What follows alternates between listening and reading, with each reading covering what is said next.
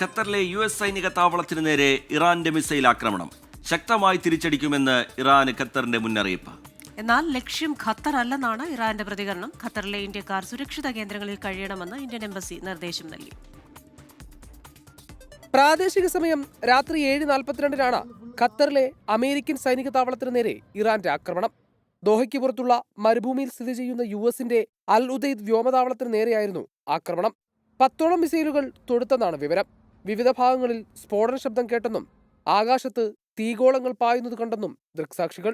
ഇറാന്റെ മിസൈൽ ആക്രമണത്തിൽ ആളപായമില്ലെന്ന് ഖത്തർ അറിയിച്ചു. ആക്രമണത്തെ വിജയകരമായി പ്രതിരോധിച്ചെന്നും രാജ്യത്തിന്റെ അഖണ്ഡതയ്ക്ക് നേരെയുള്ള ആക്രമണത്തെ ശക്തമായി തിരിച്ചടിക്കുമെന്നും ഖത്തർ മുന്നറിയിപ്പ് നൽകി. ഇറാൻ നടത്തിയ വ്യോമാക്രമണത്തെ UAE കടുത്ത ഭാഷയിൽ അപലപിച്ചു. അതേസമയം തങ്ങളുടെ ലക്ഷ്യം ഖത്തറല്ലെന്നും ഖത്തർ സഹോദരതുല്യമായ രാജ്യമാണെന്നും ഇറാന്റെ പ്രതികരണം. ആക്രമണം ഖത്തർ ജനതയ്ക്ക് ഭീഷണിയാകില്ലെന്നും ഖത്തറുമായുള്ള ചരിത്രബന്ധം തുടരുമെന്നും ഇറാൻ പ്രതികരിച്ചു.